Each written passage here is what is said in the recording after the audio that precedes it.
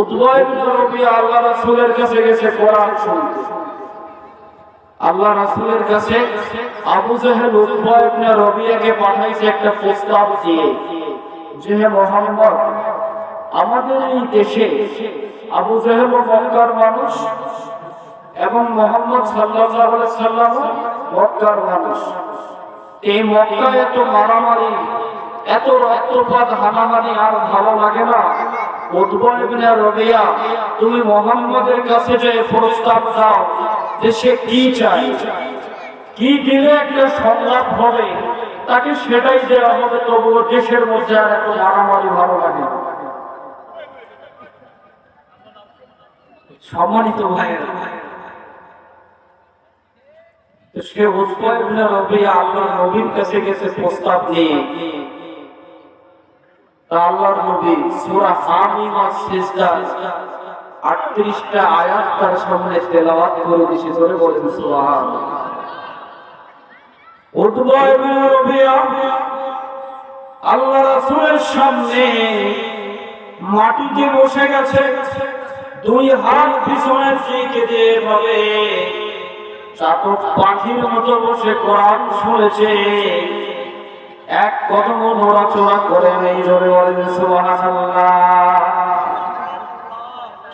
Utba ইবনে রবিয়া মুসলমান না কাফের? আরো জোরে বলেন।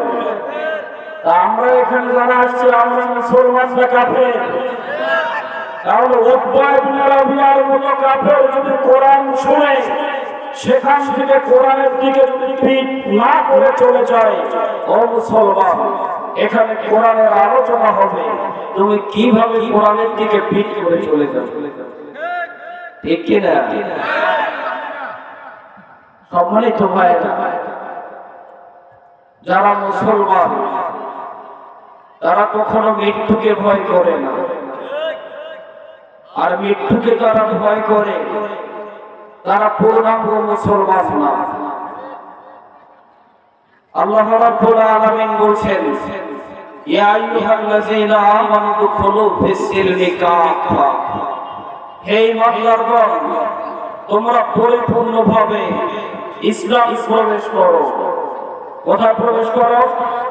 ইসলাম প্রবেশ করো পরিপূর্ণভাবে। অর্ধেক মানব আর অর্ধেক মানব না, তা হবে না। সম্মানিত ভাইরা, ইসলাম প্রচারের যে পরিবেশ, ইসলামের দাওয়াতের যে পরিবেশ, এটি কখনোই কোন সময়ের জন্য অনুকূল পরিস্থিতি ছিল না।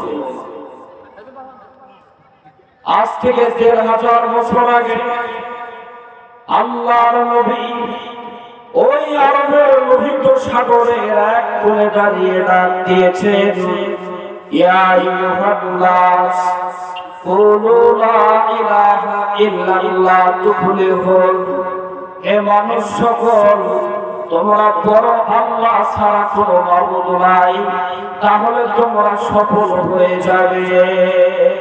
জোরে বলেন সুবহানাল্লাহ। এই ঘোষণা দেওয়ার সাথে সাথে এমন পরিস্থিতি তৈরি হয়ে গেল, আপনার আমার প্যারা পয়গম্বর নবী মুহাম্মদুর রাসূলুল্লাহর চেহারার উপরে পাথর দিয়ে ঢেল দেওয়া হলো, কপাল মোবারক ফেটে গেল, রক্তে রঞ্জিত হয়ে গেল। এমনকি আল্লাহর নবীর সাহাবীদেরকে নির্যাতনের স্টিমরোল চালানো হলো।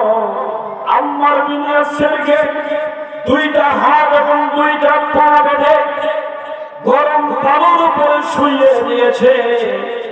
আল্লাহর নবী ওই পথ দিয়ে যাচ্ছে, আল্লাহর নবীকে দেখে ইসলামী আন্দোলনের এই কর্মী হাউ মাউ করে কেঁদে দিয়েছে। আল্লাহর নবী বলছে, রে আম্মার বিন ইয়াসির, আজকে আমার হাতে কোনো ক্ষমতা নাই, কারণ মক্কার ইঞ্চি ইঞ্চি ক্ষমতা আবু জাহেলের দখলে। কার দখলে? জোরে বলেন, কার দখলে? আম্মার বিন ইয়াসির, আজকে মক্কার ইঞ্চি ইঞ্চি ক্ষমতা আবু জাহেলের কেদার বাহিনী দখল করেছে। তবে এই কঠিন পরিস্থিতিতে তোমরা যদি ধৈর্য ধারণ করতে পারো, তাহলে আল্লাহ রাব্বুল আলামিনের সাথে আমার কথা হয়েছে, ফাইনাল জান্নাত হিয়াল মাওয়া, মৃত্যুর পরে আল্লাহ তাআলা তোমাদেরকে জান্নাত দিয়ে দিবে। মুসলমানের শান্তি কোথায়? একমাত্র কোরআনেই শান্তি। আর অন্য কোন তন্ত্র মন্ত্র, মানব রচিত কোন পথ মত মুসলমানের তথা পৃথিবীর কোন মানুষের জন্য নিরাপদ নয়। মাছের শান্তি যেমন পানিতে, পানির থেকে যদি মাছকে তুলে শুকনো কোন জায়গায় রেখে ভালো মানের খাবার দেন, তারের মাধ্যমে সংযোগ দিয়ে যদি গান শোনান, মাছ শান্তি পাবে। তেমনি মানুষকে, পৃথিবীর মানুষকে শান্তি দিতে হলে একমাত্র কোরআনের মানুষের শান্তি, সকল মানুষের নিরাপত্তা নিশ্চিত করতে পারে, ব্যতীত আর কোন পথ মত মানুষের জন্য শান্তি নিরাপত্তা দিতে পারে না। ঠিক কিনা বলেন? সম্মানিত ভাইরা, আমাদের মৃত্যু একদিন হবে না ভাই।